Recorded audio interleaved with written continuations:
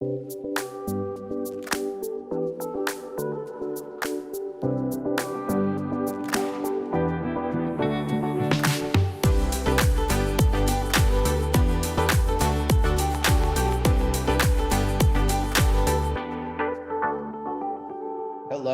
and welcome to the Brand Storytelling live streams for September 2nd, 2020. I'm Drew Parkhill. Thanks for being with us. These live streams air every Wednesday, and our mission is to deliver the most timely and relevant information for our community of brands and their storytelling partners. These shows are designed for you, so please let us know how we can best serve the community by suggesting future topics and guests that would help you now as well as into the future. You can drop me a line. I'm Drew at BrandStorytelling.tv. Pleased to welcome our guests today, Chip Russo and Matthew Ball. Matthew Ball is the managing partner of Apillion Industries, and he's going to be talking a little bit about the Metaverse today, joined by Chip Russo, EVP of Strategic Partnerships at Zephyr. Guys, take it away. Hey, everyone. Oh, hey, how you doing? I'm good. How are you, Chip? Pretty good. Good to see you. It's been a long time since, it feels like actually multiple years ago since we were at Sundance earlier this year. So I don't know. This is summertime and Elevate. I don't know if this is, wait, are we actually in the Metaverse right now? Or yeah, it's an interesting question. I mean, when we were talking in January at Sundance, we were talking about a few core issues, such as just this general idea of any brand, any content company was really trying to push the vanguard by telling a story across two mediums, both static, both fixed, The Mandalorian being a great example. And then we fast forward 6 months later, and every experience, every interaction has at least some undercurrent of interactivity or immersion. There have been reports of people holding business meetings in Red Dead Redemption. Earlier this year, I made a venture investment with a company called Multiverse that does, very appropriately tabletop RPGs in the Dungeons and Dragon universe, and they were sourced through a Twitch chat. And so clearly there are many different elements where we see that our lives, both from a labor perspective, a socializing perspective, and a commercial perspective, have been going online. But I'd really love to highlight kind of three things that seem really important to any discussion about the metaverse. The first is to understand just how our frame of reference has changed year over year. Putting aside where we're spending our time, what we can and cannot do, just the frame of reference. About a year and a half ago, Fortnite did a concert with Marshmello. They had about 12 million people attend live.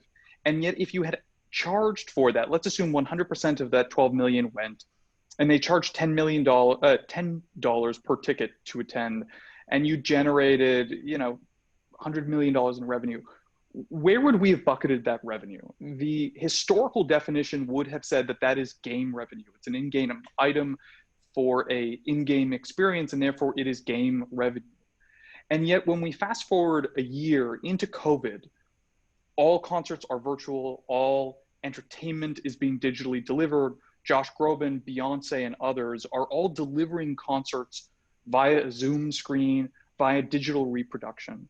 The differential between saying, let's take Josh Groban, put him through the tube, so to speak, re-render him in pixels, but let's have him be realistic, look like him, and unidirectional, which is to say you can't interact, you can't move around.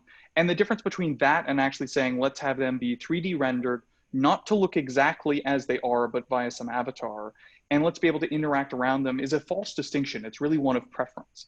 And so if we say that the former is a concert, the idea that you would add more things to it, again, still under a false distinction, and say that it's different is a choice. And so I think a year and a half later, we understand that these things are concerts, or at least they're not games. And so you can understand the metaverse, so to speak, starting to emerge.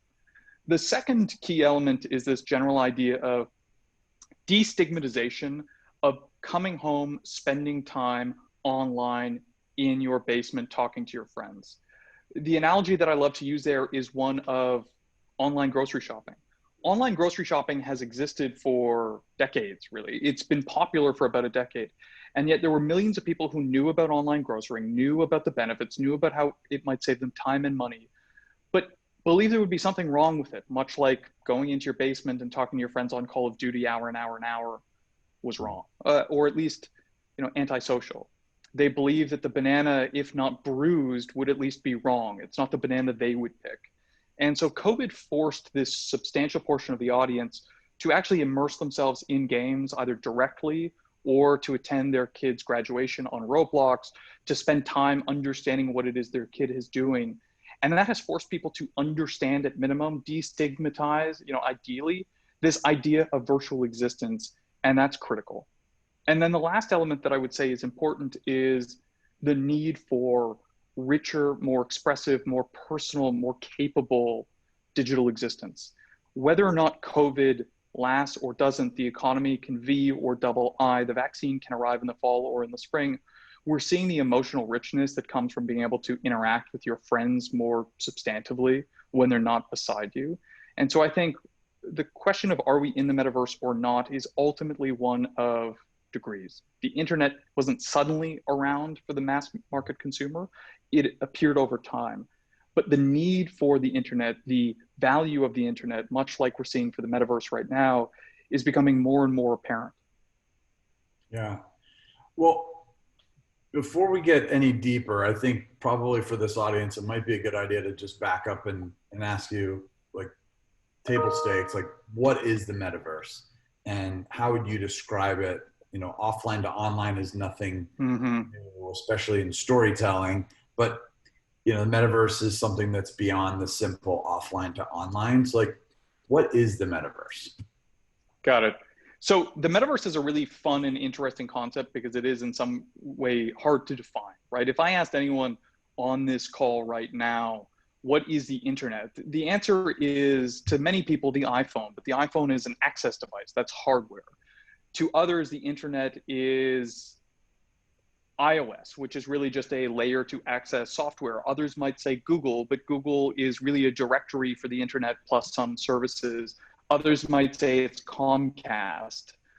Technologists will tell you it's standards and protocols that allow for the common sharing of interconnectivity and connection. And the answer is like that. The internet is all those things. And so the metaverse is very similar. But the simple way to think about it is to think about, and this is perhaps too abstract an analogy, HTML is a underpinning standard that allows for the connectivity between everything. It's the reason why you and I can start on the New York Times, click something that takes us to a personal blog. That blog has another reference that takes us to Wikipedia, that takes us to Google Finance, that takes us to a collaborative spreadsheet. That idea of commonality, of interoperability, the ability to transition audiences from experience to take certain elements of your identity or your payment system or your content, right? You can paste an image file on multiple different parts of the internet and they're all commonly understood. The idea of the metaverse is basically taking that up another level so that more and more virtual experiences are connected. You can think of this as Call of Duty and Fortnite don't talk to one another. You can think about that as the expansion of connectivity towards spatial computing, so that's like locally aware, to the real world via AR glasses and so forth, and basically all around us to a degree that we don't see today. Okay, so digging in a little bit further, like, what types of technologies do you think are most exciting for sort of the promise of the metaverse? Are we talking like infrastructure, 5G, digital participation? Are we talking hardware like Apple glasses or VR? Are we talking cloud computing? Like, which ones do you feel like are the most exciting in terms of the promise of the metaverse? Yeah, I mean, I'll tell you, and this is partly skewed by my personal preference. I'm not a deep technologist. I'm not a deep hardware guy. I like having the new stuff, but it's not really the hardware or the technology unlock that is the exciting part. It's what happens atop that, right? As fascinating as the iPhone was, much like as a personal bull on AR glasses, I think that lighting that up is fascinating. I think the idea that you might have greater intelligence as to the things that happen outside. Apple has long had a program called Beacons, which is basically an effort to identify everything in the world around you. Niantic is building a global mapping solution so that the world is lit up contextually. All of those things are really interesting. The technologist in me geeks out, but much like the iPhone of 2007 would have been pretty dull in 2009 were it not for the App Store, What's exciting is how you have that unlock. It's very hard to predict what happens when 5G comes out, what happens when AR glasses come out. We know some of the early applications, but we don't really know the creativity that gets built atop that. And I'll give you an example. You could say, what's so exciting about 4G? And the answer generally is video, real-time video, and real-time video on the go. And you would say, okay, so what does that unlock? And many of the core use cases were understood. Well, now I can watch television on the go. Now I can have a video call. And yet the actual things that are really interesting about mobility and digital media services today are experiences like TikTok. And TikTok wasn't unlocked and clear because you say 4G is around, that you have a touch screen that has high definition, that you can easily capture information with a camera, that you can easily watch it on the go. TikTok is an expression that came out of those capabilities that for most people was unpredictable. And when you take a look at that en masse, it's that hardware unlock that's compelling. And we'll see that with 5G, like with AR glasses, like with better spatial computing infrastructure and so forth. And the mere fact that you start to say, we can actually interconnect more of the digital world will be that in spades. Without getting into too deep academic theory, markets work when there is a perception, but also an ability to realize reliable value. Right now, one of the limits to investing in Roblox is the perceptibility of how finite it might be, as well as the commercial upside. Roblox might not be around in 5 years. How much money you might make on on Roblox is also unclear. And so, Chip, if you and I wanted to go build that business, we'd have to get capital from investors who aren't sure. We'd have to have conviction that it's the best use of our capabilities. But as the whole world lights up, you bring both economic opportunity, but also greater persistence or permanence because it's no longer dependent on one thing, much like WordPress thriving or Medium thriving or Blogger thriving wasn't required for you as someone who built on any of those technologies to build a business. Yeah. Well, you mentioned Roblox and then of course Fortnite. Like these are franchises, games that are, particularly accelerated as it relates to the metaverse. I would guess. What about outside of gaming? Are there companies that are doing things outside of gaming that you think are in line with the metaverse or the idea of the metaverse?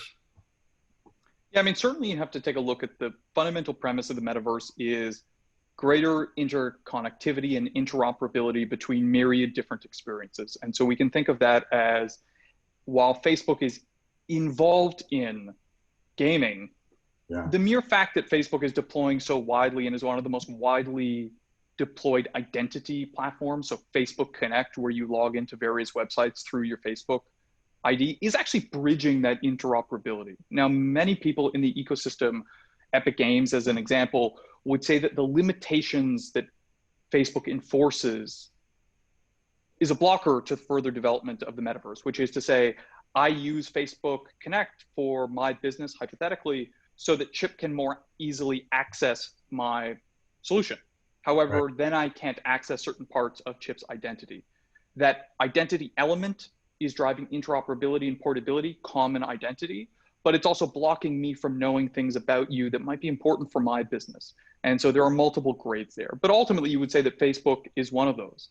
I think the harder one to really pin down, but is ultimately very consequential, is just this idea of who is deploying game engine software. So when we talk about the Hong Kong International Airport is being built in Unity. And they're building it in Unity because Unity is at the point in which it is actually better than most bespoke rendering software or civil engineering software for designing an airport. And yet the real value from designing it in Unity is actually not the idea that it's easier or better than other software that perhaps the civil engineers are actually more familiar with. It's the simulation element, that if you want to figure out what happens when the airport is at capacity and there's a fire, what happens when all of a sudden there's a terrorist attack, or there's just a gate change delay.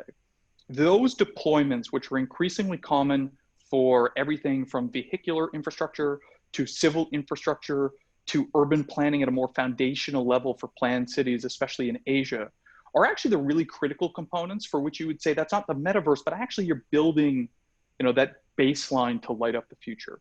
And I'll tell you, a lot of people ask me, is that the most interesting use case? And I think in general, when you take a look at the value of the digital future, it's not that first order or second order or even third order build, right?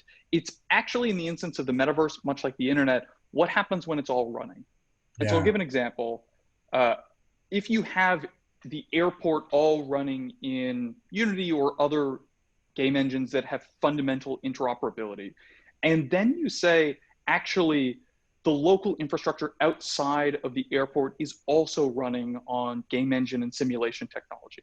And actually, the cars were designed using Unity or Unreal or other game engine technology. And actually, some of the technologies that are powering the local lighting infrastructure, right?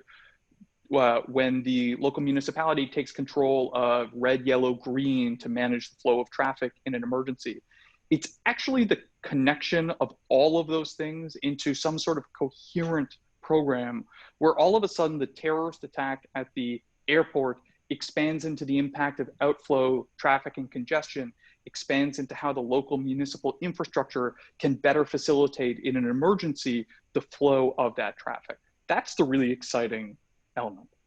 Yeah.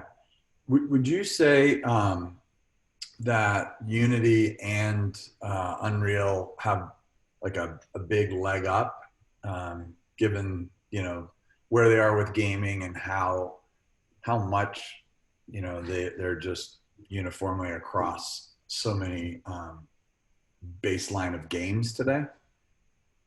Yeah, I mean, certainly there is a widespread argument, and one that I broadly share, that is to say they are so widely deployed that ultimately, whether or not a better technology comes to market, it's hard to actually supplant them. And you would make that argument based on developer familiarity, plus the fact that there are network-like effects to deployment, which is to say, not only does, if you and I go start an automotive company, we already know how to use Unreal, and so we're not going to learn something even if it's necessarily better, but also we want to run simulations, as I mentioned, that run with older or newer or other cars or infrastructure that's on Unreal. And then lastly, the argument would be made that the complexity of these engines is now so great, and the experience they have in terms of testing loops and iteration in the billions or trillions of hours is now insurmountable. I think the counterpoint to that, which is yet to be borne out, is ultimately you do have the idea that some things aren't built for the future. And I'm not laying into whether or not that is or is not the case for Unity or Unreal in so much as what the argument is. And so Unity and Unreal were primarily built for local device processing. Tim Sweeney has been very public of saying that efforts to place processing, which is where the engine's doing its work, on the wrong side of latency is doomed to fail. And what he means by that is basically don't do most of the horsepower work in the cloud, do it on the device, because devices are getting faster than the connectivity, broadband is. And therefore the best experiences will not be centrally managed, but on the device. Other people have contrary opinions where they believe that the best experiences are going to be primarily, if not exclusively, offloaded to the cloud. And so you have both a new tech stack to build against and a thesis that is not being concurrently pursued or, strongly pursued by the market leader. I would interpret Amazon's investment in Lumberyard, which is a competing engine, based on that. They're basically saying, let's build for the cloud compute era. Let's deeply integrate it into AWS. That does not require the rapid replacement of Unreal. It does not require the defeat of Unreal. But I would guess that the premise is very much that that is a better technology stack or solution that is purpose-built for a different delivery model and can therefore over time eclipse just through new applications. Cool. We're going to continue to dig in there because I just love geeking out on this. But since the audience is brands today, if we shift our focus a little bit, for the brands that are leaning in, right, they want to get involved, how do they? What would be a good recommendation for them to think about? Do they think about it introspectively? Do they think about partnerships? How do brands how would you give advice to brands to think about the metaverse or begin to participate in?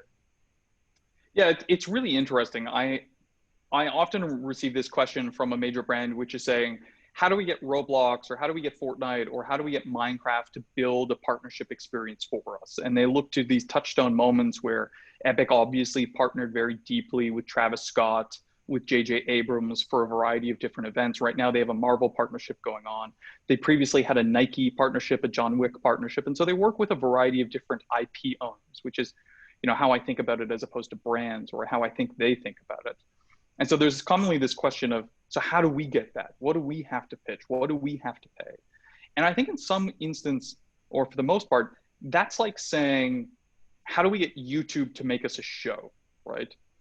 All of these services are fundamentally UGC content creation platforms.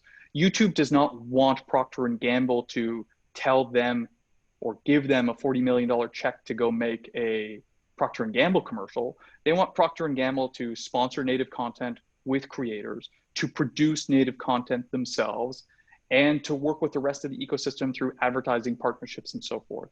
And so the primary answer for those who are trying to participate in the metaverse, and by metaverse here, what I really mean is virtual immersive experiences with a wide base of creation, is to do the same thing that you would think of YouTube on Facebook, which is build your experiences, your worlds, just as you think of it as native advertising or content marketing. The premise is make good content and people will watch it, and then hopefully understand the brand association or to sponsor the creation of content by creators.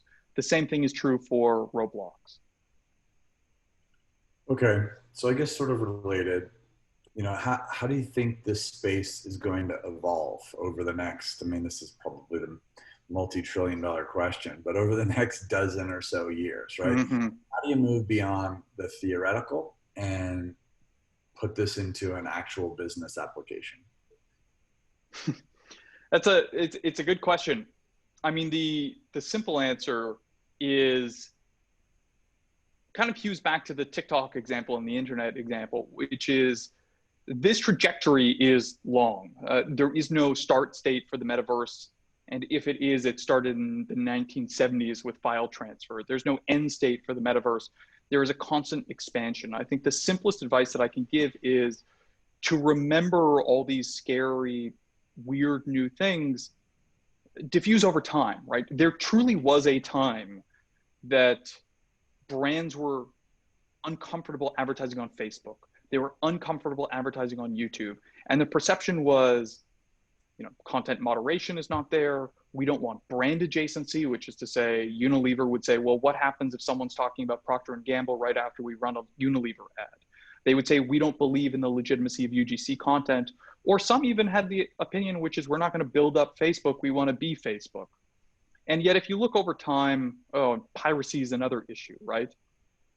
You see in Roblox, there are constant trademark violations because an independent person, frankly, will go build out a Marvel-esque universe or a Power Rangers-esque universe. But the long short of the question, how do brands think about this, is to understand how that works, right? Something is new, it's scary, it's unknown. That's where most of the benefit is, of course. But then to recognize many of these problems either solve naturally over time or at minimum, they diffuse. Facebook still has a content moderation problem. And yet we understand that you cannot be a consumer-facing brand that does not market on Facebook. But I would say that the most interesting element about this question is to understand what happens when that advance point moves out, which is to say, growth hacking is pretty much an established and now table stakes competitive set for all D2C and general consumer media brands. And when growth hacking becomes table stakes, you're no longer hacking anything, you are just baseline competing. If you and I wanted to launch a Casper-esque competitor, we wouldn't be able to optimize SEO better. We wouldn't be able to play social ads. Well, perhaps Zephyr could help with that to beat the competitors. But there really is no undiscovered thing in standard digital marketing that would allow our brand to suddenly break out from the old companies. There's a reason why Casper has defeated whichever prior brands existed. But that same opportunity now exists in these, persistent worlds. I think the growth hacking of the future will be a Casper-esque competitor that decides to launch in Roblox or Minecraft in something that connects to purchase, is particularly compelling and differentiated, and appeals fundamentally to a newer generation. That does not mean it won't commodify in time. It will, it does, it always has. But right now, that's where you're solving that problem.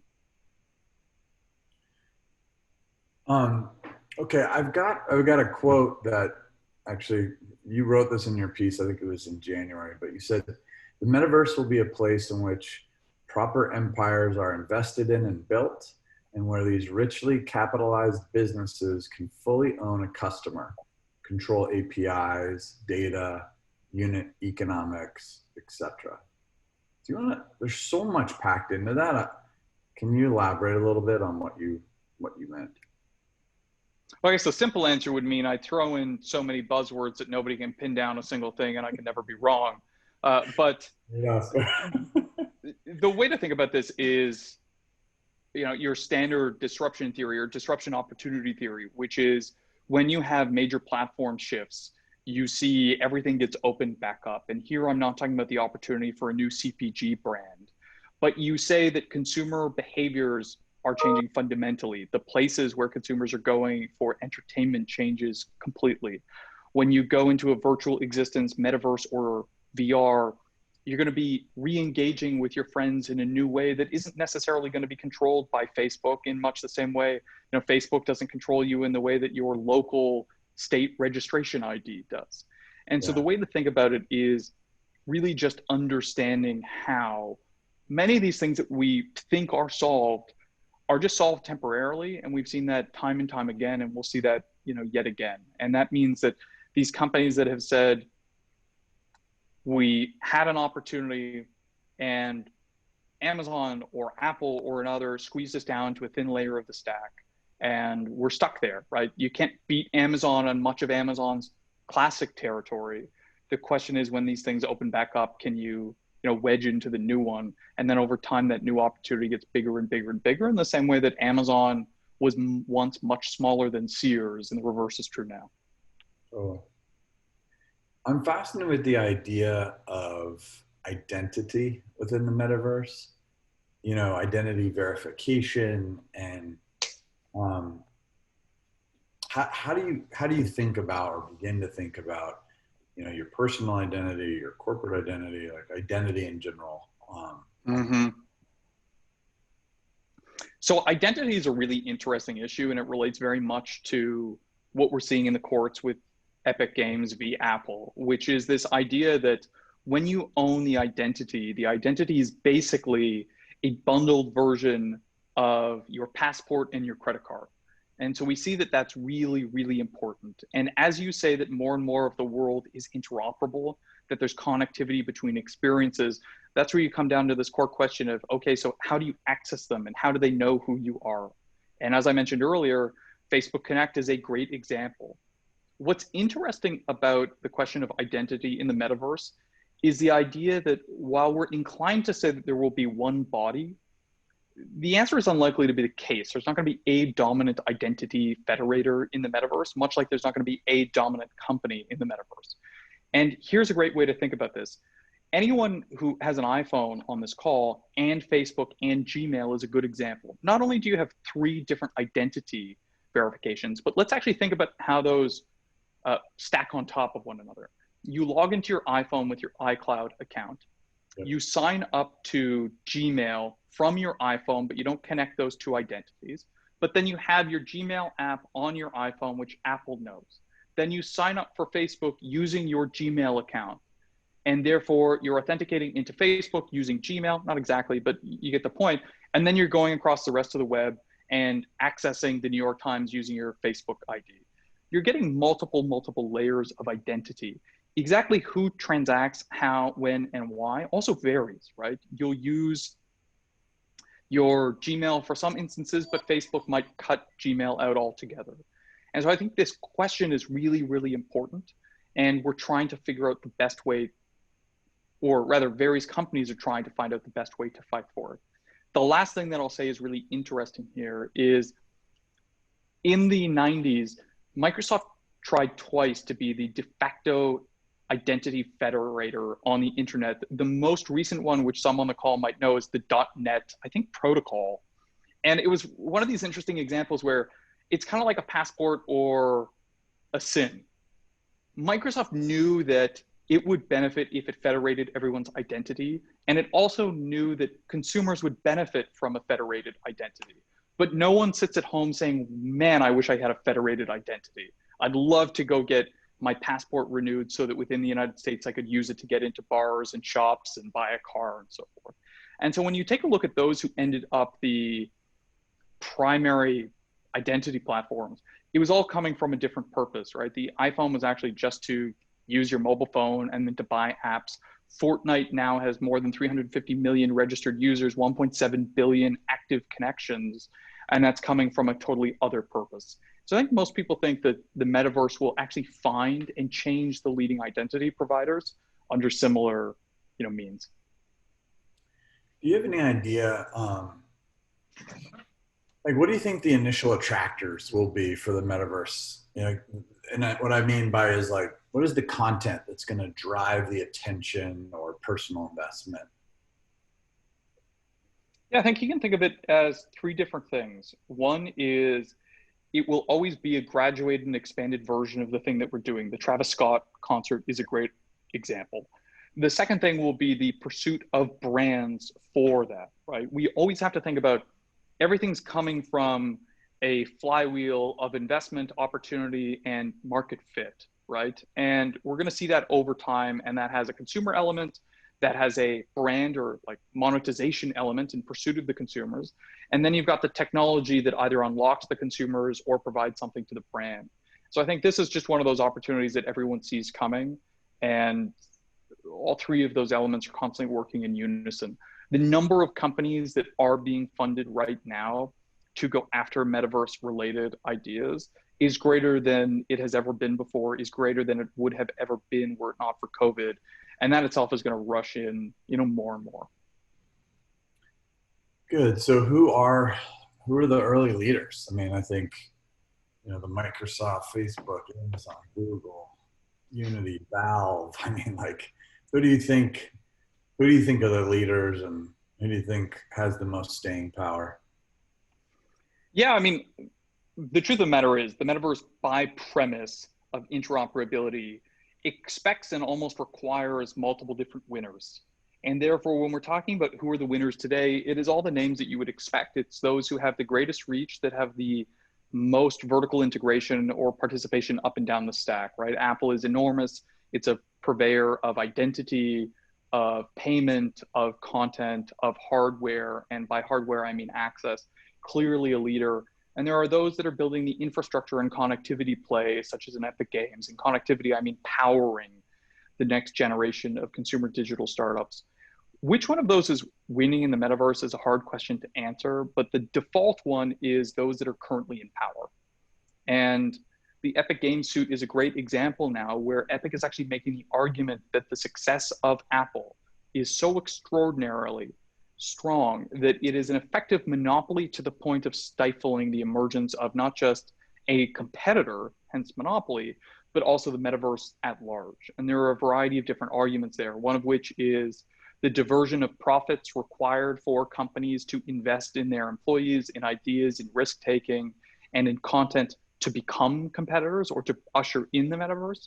You can think of that separately as the way in which it does not provide the interoperability required for the metaverse as well, which is to say, Apple has so many closed APIs and requirements that it's very difficult for the metaverse ethos or idea that Tim and others have to come into fruition.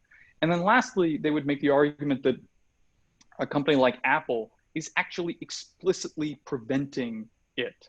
I think there was a Tim Sweeney quote where he basically said that Apple has canceled the metaverse. And that is because some of the policies that they have do not allow any other competitor to have effectively a bundled gaming subscription. Google Stadia cannot launch on iPhone.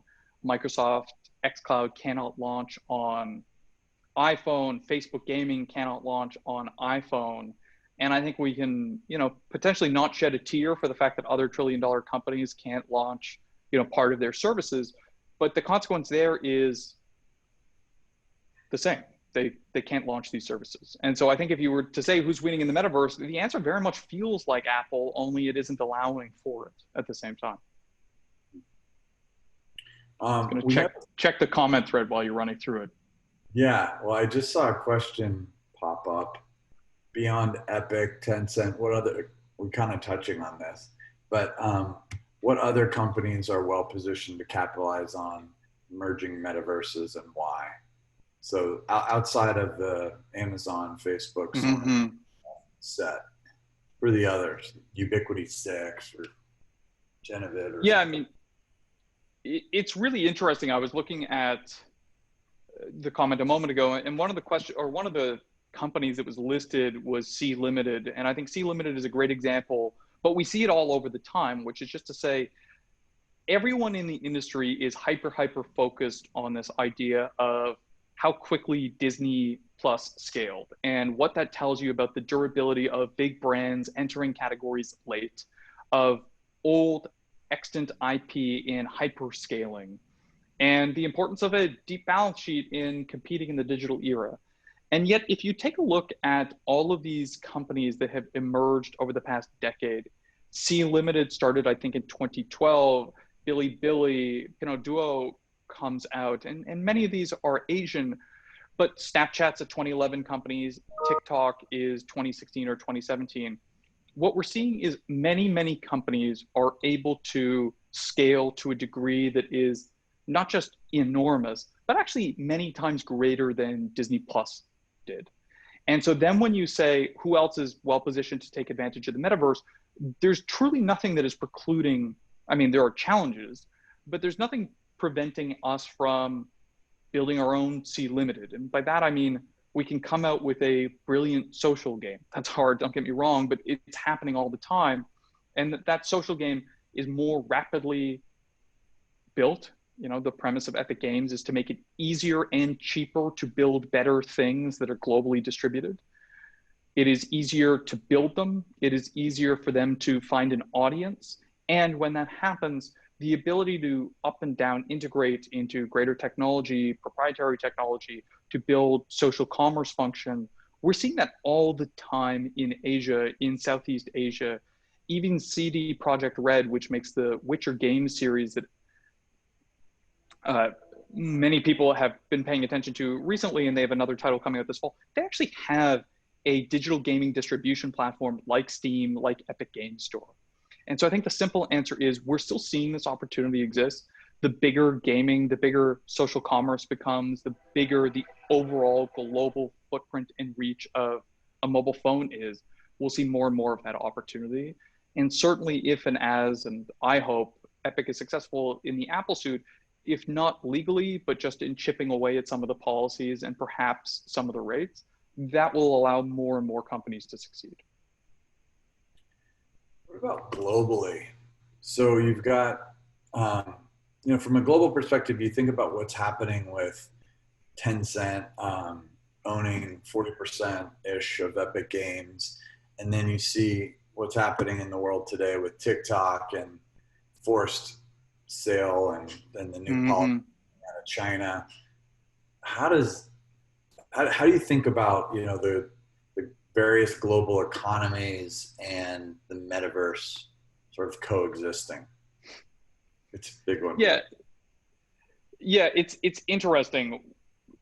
You know, before this call, Chip, you and I were talking about this question of like, what are the harder problems in the metaverse? And I think there are a variety of them. You can say radicalization gets harder in the metaverse. Misinformation gets harder in the metaverse. Why? Because it's more immersive. There's more data collected. It's more decentralized, and therefore it's not one body that is going to manage moderation. And so just as we would say that those are problems, these questions of the multiple internets, we're seeing that in the West, but then also in Europe and then in China, the idea of the Chinese firewall, of these tech battles right now primarily accessing and cleaving off the world via censorship and access, starts to become more fundamentally about technology and experience and interconnectivity. And so I think that you're going to see this as the new frontier for, you know, almost interstate or multi-state competition. And that's going to become even more and more important. You would also make the argument that this is where China's policy of precluding foreign investments in the internet or foreign operations in internet related services is massively going to be to their benefit. There's virtually no experience, whether produced in the West or produced in the East, that isn't funneled through one of 7 companies in China. That's an aid not just to control, but also frankly to innovation and what can be put in market. The fact that China can mandate or regulate, and yes, I understand the simplification of the CCP implications here, but imagine the difficulty in bringing in the metaverse under Western means between Google, Apple, Facebook, Microsoft, and others, and how Tencent and others are effectively, much of it already, effectively can be obligated to partners, and effectively through a variety of different CCP controls, such as just monitoring how much time people are spending gaming under the age of 18, some of that tether is already there. And so that's going to be a massive strength as they move into anything proto-metaverse or full-on metaverse. Yeah. I don't know how, I think we got another question from the audience, and then I can maybe wrap it up. World Wide Web over the last few decades has given birth to hundreds of cultures, subcultures, platforms like Reddit, and testament to that. Do you give any thought to what the metaverse or various cultures of the metaverse will look like? Is it an extension of what we see now or something new?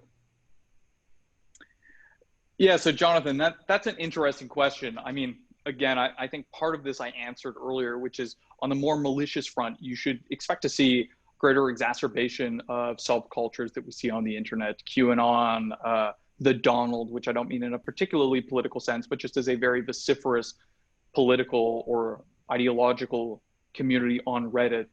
Certainly there is an expectation that technoculture will become stronger and stronger as it's more immersive. I think the biggest element is less around what new emerges on the internet, but it's what is, fully explored and colored in. I know that's a wishy-washy answer, but if we take a look at what happened in the early 1990s, you had early formulation of communities through IRC live chat plus message boards, and those were fundamentally limited. Once we started to get into the 2000s, you had image sharing, early audio calling on Skype, then you get video calling, then you get more immersive content creation and collaboration platforms, Wikipedia and others. And then lastly, you start to get today where you can collaborate on the creation of shared virtual spaces. And so when you say in the metaverse, those dynamics will get stronger. Those communities are going to be more viable because there are more people participating, and therefore it takes a smaller portion of the internet to find a like cluster. And then you'll just be able to build around that in different ways. Community is not just the ability to find others, it is the ability to do things together. Message boards are confining in a way that collaborative creation on Roblox is not. Speaking to that, platform native, Mark's got a question about content strategies. And will the metaverse accelerate the importance of platform native content strategies? That's a really interesting question.